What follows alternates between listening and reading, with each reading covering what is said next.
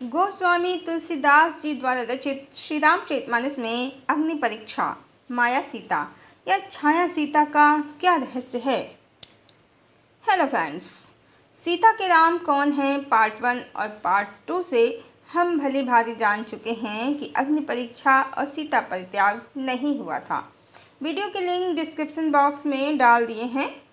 फिर गोस्वामी तुलसीदास जी ने अग्नि परीक्षा श्री रामचरितमानस में क्यों डाली और माया सीता या छाया सीता का क्या अर्थ है। हम पहले भी समझ चुके हैं सीता के राम कौन हैं पार्ट 1 और पार्ट 2 से कि किसी भी स्त्री ने आज तक कोई भी रामायण नहीं लिखी है। सभी रामायण पुरुषों के द्वारा लिखी गई है। जब जैसी सामाजिक व्यवस्था थी उसी व्यवस्था के अनुरूप मनोदशा से प्रेरित होकर रामायण लिखी गई है।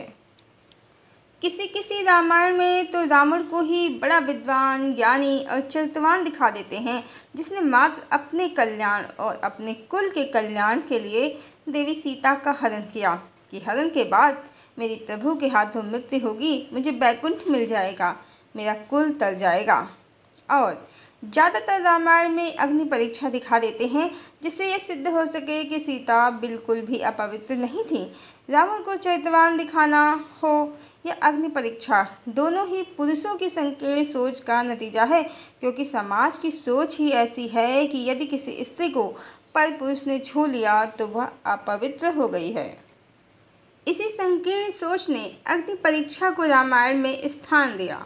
श्री रामचरितमानस का निर्माण गोस्वामी जी ने मुगलों के काल में किया है। उस समय औरतों की स्थिति और पुरुषों की मानसिकता क्या रही होगी हम सहज ही अनुमान लगा सकते हैं। बस इसी कारण ईश्वर का तत्व सब रहस्य जानने वाले गोस्वामी तुलसीदास जी को अग्नि परीक्षा श्री रामचरितमानस में डालनी पड़ी। अन्यथा वो जानते थे कि उनके प्रभु राम संकीर्ण विचारधारा वाले व्यक्ति नहीं हैं। उनके लिए तन से बड़ी मन की पवित्रता है। और राम तो स्वयं ही देवी सीता को कहते हैं कि तत्व प्रेम कर मम तोरा, जानत प्रिया एक मन मोरा, सो मनु सदा रहत तो हिपाही, जानु प्रीत रसु एतने माही। राम तो जानते हैं कि तत्व राम और सीता का एक ही है। इसी कारण जो अग्नि परीक्षा गोस्वामी तुलसीदास जी ने अपनी श्री रामचरितमानस में डाली है उसे प्रभु की लीला कहा है। ये लीला मात्र इसलिए है क्योंकि उस समय की सामाजिक दशा किसी अग्नि परीक्षा से कम थोड़े ही थी।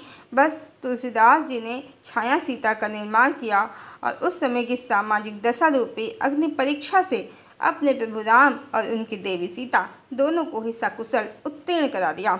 और वाल्मीकि रामायण के उदासीन, कठोर, संकुचित विचारों वाले राम को उन्होंने नया आयाम दिया। पर समाज की सोच उस समय भोगवादी और संकीर्ण ही थी। इसलिए उन्होंने कहा कि जब लक्ष्मण किसी कार्य से पर्णकुटी के बाहर थे तो लक्ष्मण की अनभिज्ञता में राम जी ने देवी सीता से कहा कि मैं एक लीला करना चाहता हूँ, आप अग्निदेव के पास सुरक्षित रहेंगे और आपकी छाया को रावण हर के ले जाएगा। चूँकि अब हम जानते हैं कि उस समय की सामाजिक दशा के अनुसार गोस्वामी जी की व्यवस्था थी इस तरह की कथा लिखना, पर फिर भी वो भगवान के भक्त हैं, भगवत भक्त हैं, झूठ तो लिखेंगे नहीं। जिस तरह अग्नि परीक्षा सामाजिक दशा ही थी उसी तरह माया सीता कहें या छाया सीता, वह भी असत्य नहीं है, क्योंकि यह समस्त संसार ही माया का है, मिथ्या है, नश्वर है। पारलौकिक भाषा में कहें तो भगवान विष्णु का एक स्वप्न मात्र है।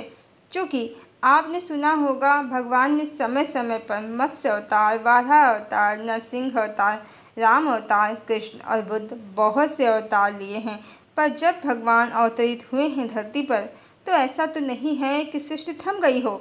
साकार परमात्मा के साथ साथ निराकार परमात्मा तो हैं ही जो अवतरित होने के बाद भी सृष्टि संचालन में लगे हुए हैं।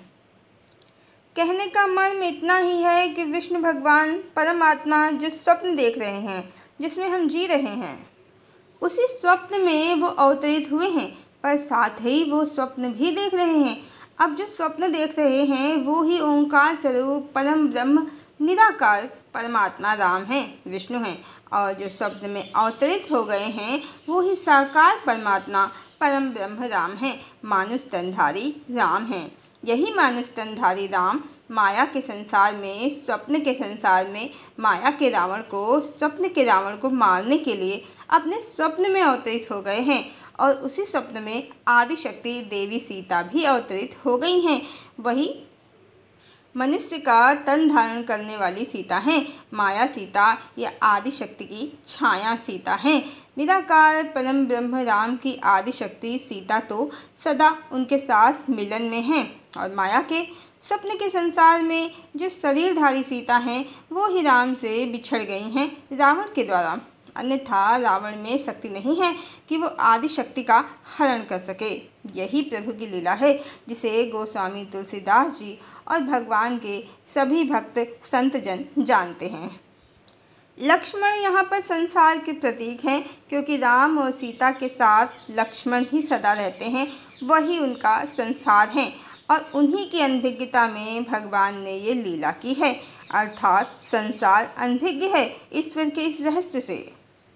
इस तरह गोस्वामी तुलसीदास जी ने कुछ भी असत्य नहीं कहा, पर जो भगवान के इन रहस्यों को नहीं जानते हैं वही प्रवचनकर्ता छाया सीता या माया सीता की मनगढ़ंत कहानियाँ सुनाते रहते हैं, जबकि संपूर्ण संसार ही माया का है। और भगवान भी जब इस माया के संसार में अवतरित होते हैं तो अपनी योग माया से अपनी प्रकृति को अधीन करके प्रकट होते हैं। श्रीमद् भगवद गीता अध्याय 4 श्लोक संख्या 6 में भगवान कहते हैं अर्जुन से, अजो अपि सन् व्यय आत्मा भूतानाम ईश्वरो अपि सना प्रकृति स्वाम अधिष्ठाय संभवाम्य आत्ममायया। अर्थात मैं अजन्मा और अविनाशी स्वरूप होते हुए भी तथा समस्त प्राणियों का ईश्वर होते हुए भी अपनी प्रकृति को अधीन करके अपनी योग माया से प्रकट होता हूँ। हरि ओम।